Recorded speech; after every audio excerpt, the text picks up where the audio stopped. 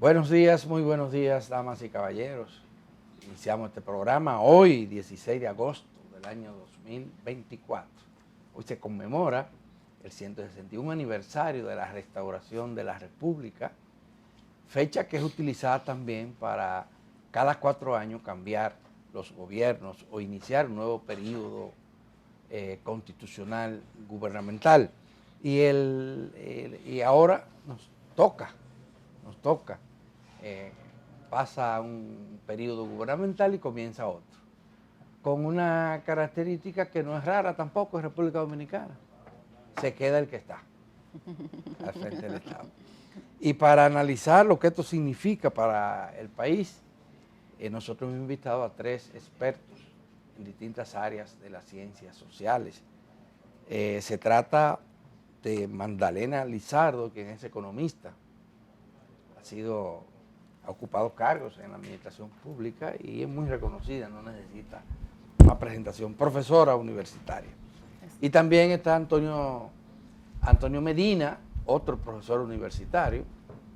Él estudió ciencias políticas. Derecho.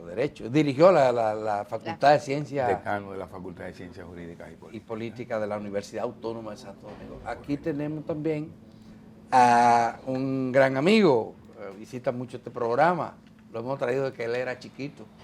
Se trata de César Pérez, sociólogo. Bueno, con ellos vamos a tratar de pasar balance a lo que ha sido este cuatrenio presidencial y luego también ver la perspectiva de lo que vendrá. Millicent. Así es. Bueno, pues iniciemos entonces justamente con una primera ronda donde puedan compartir con la audiencia de Uno más Uno cuál es el balance general que hacen de esta primera gestión de Luis Abinader y el PRM, incluyendo sus luces y sus sombras. Podemos comenzar con el profesor César Pérez. Caray, ¿y por qué me pone como bateador, abridor? Tenemos un abridor estelar. De este juego tan difícil y tan definitorio. Hombre, que está esperando su decreto hoy. Sí, sale hoy. Porque la fecha sirve para eso también, ¿verdad? Adalberto también, a ti él está orejeado. El billete se te va a pelar, siempre se te va a pelar. Bueno, es un poco general la pregunta, sí, ¿no? Sí. Pero yo pienso que podríamos comenzar por donde debería comenzar Magdalena, que es la que conoce de ese tema, que es la economía. Pienso que este gobierno, en términos económicos, si pasamos un balance, creo que lo primero que habría que reconocer es que tuvo un problema, uno de los problemas más serios que puede tener cualquier gobierno, y es enfrentar una pandemia. Naturalmente yo creo, no sé, Magdalena podría corregirme, y Antonio, pero me parece que eso ha sido un peso bastante fuerte en cómo se ha comportado la economía y las posibilidades que en términos económicos podría haber tenido el gobierno. Recordemos que con esa pandemia el gobierno tuvo que invertir una cantidad apreciable sobre casi, no sé, alrededor de 15.000 o 13.000 o 14.000 millones de pesos para enfrentar lo que era un paro definitivo del país, enfrentar todos los temas de orden económico, de orden sanitario, y eso yo creo que constituyó un peso muerto para todo el desempeño de la economía del país durante el discurrir del gobierno, porque para poder enfrentar eso tuvo que endeudarse hasta la coronilla. O sea, el gobierno tuvo que endeudarse porque el recurso no tenía. Recordemos que venía de un proceso electoral y venía de un gobierno que venía un poco limitado, ¿no?, en el desarrollo de su economía. Sin embargo,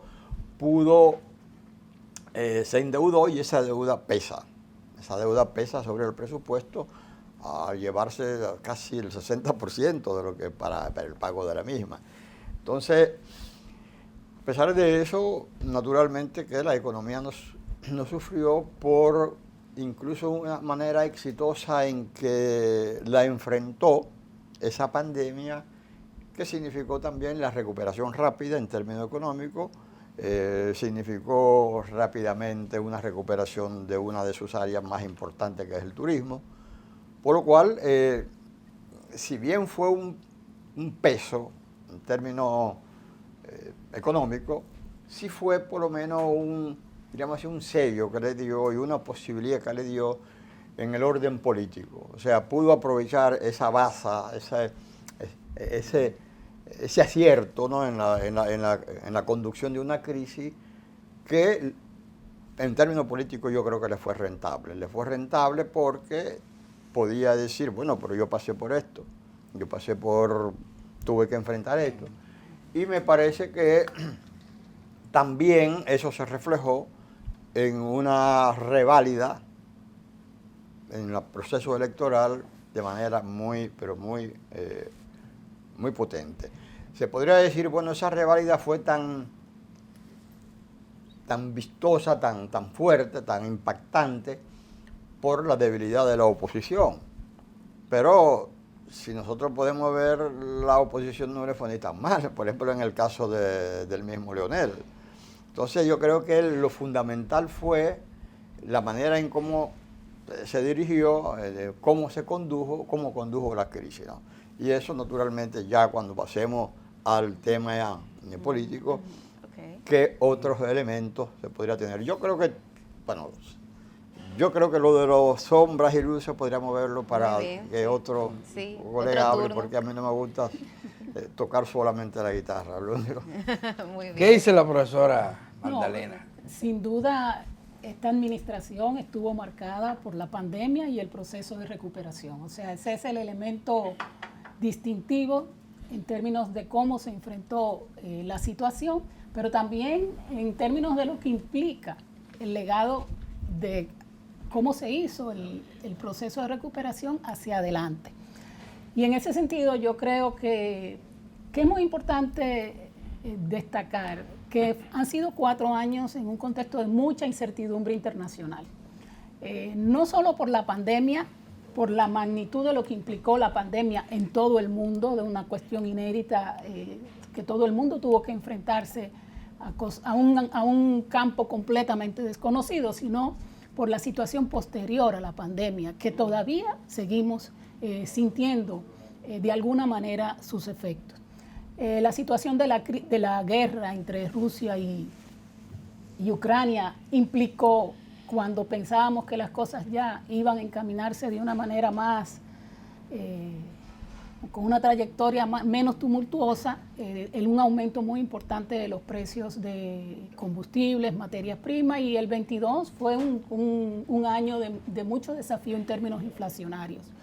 Entonces, esa incertidumbre internacional, posteriormente asociada a profundización por conflictos geopolíticos, ha tenido una repercusión importante en el país, que se manifiesta, que uno la ve en lo inmediato, en elementos asociados a inflación y a dificultades comerciales y ese tipo de cosas.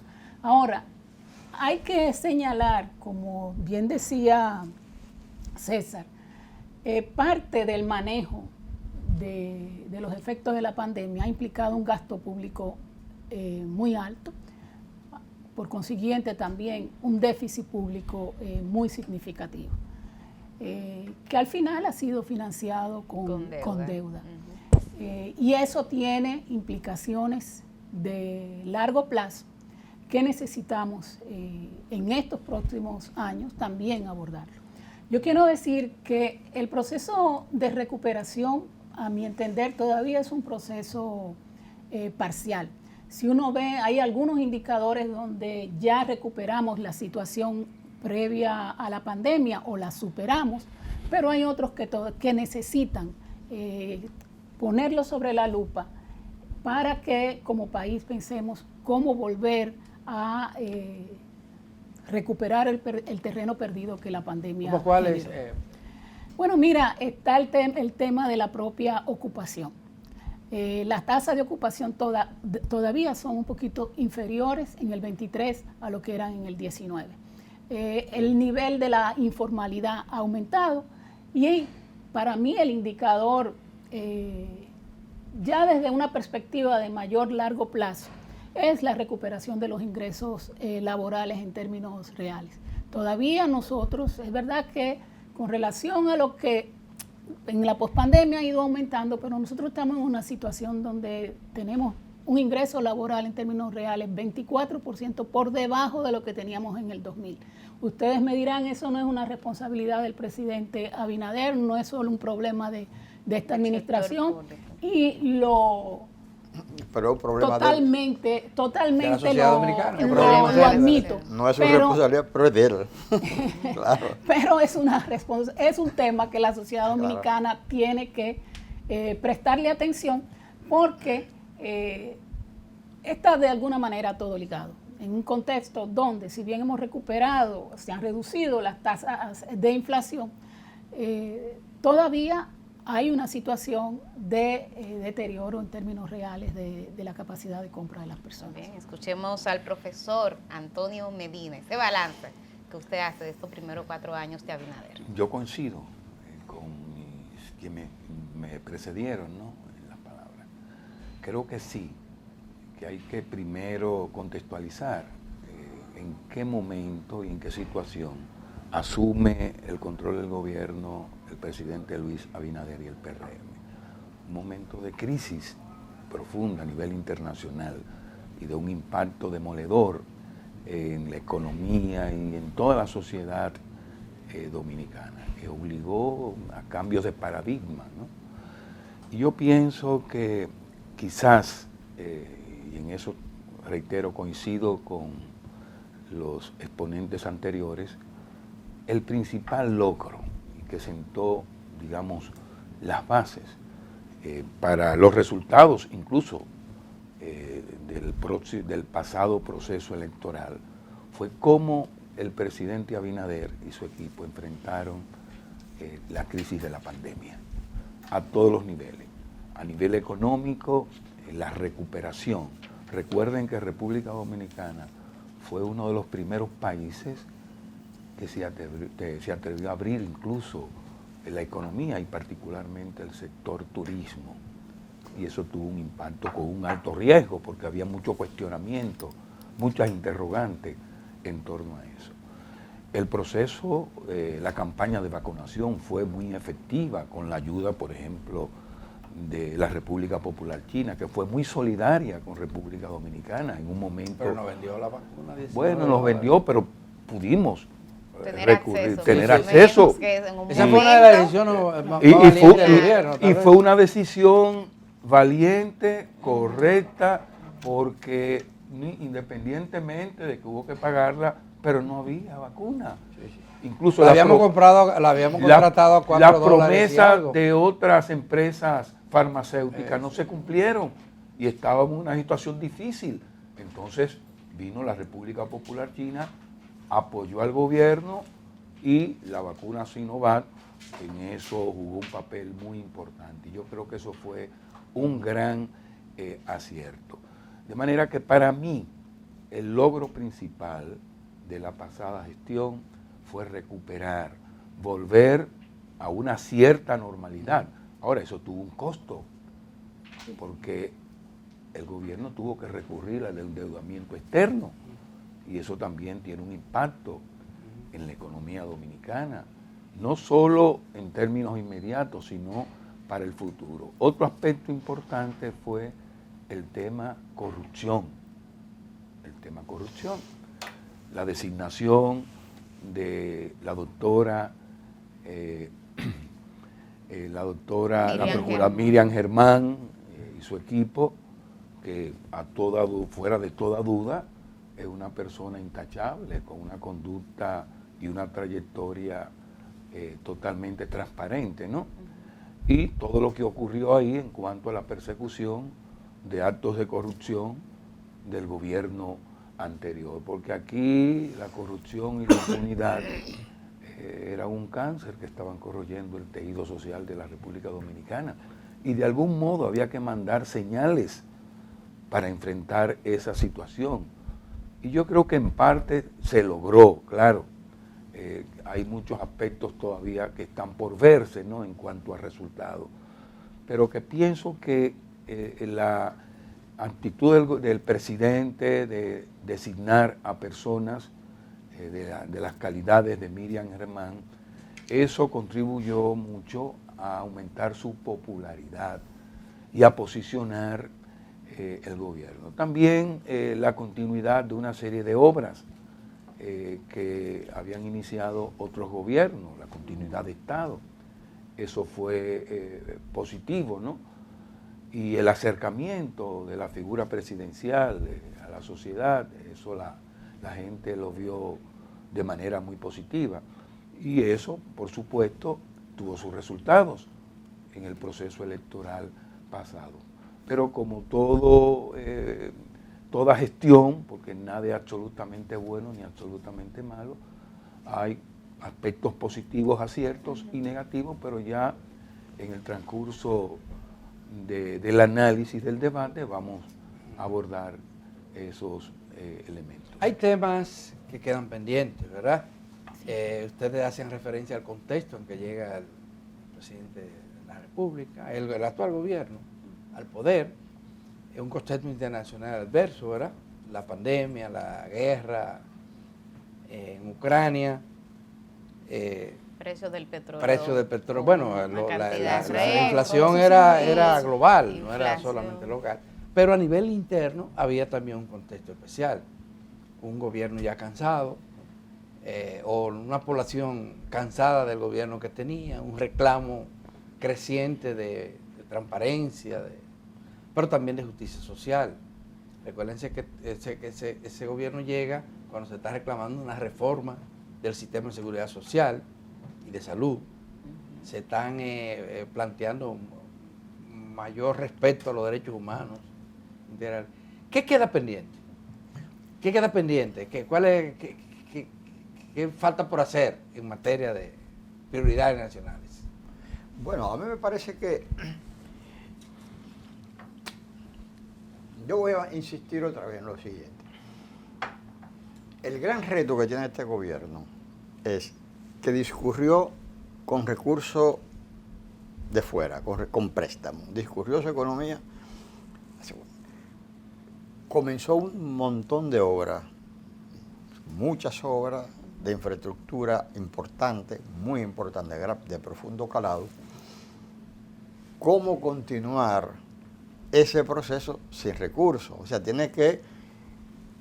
¿cuáles son los indicadores de una recuperación de la economía en términos productivos que haga, que palie todo ese déficit que ha tenido por el uso de recursos externos, préstamos, ¿no? Eso es, para mí, eso es.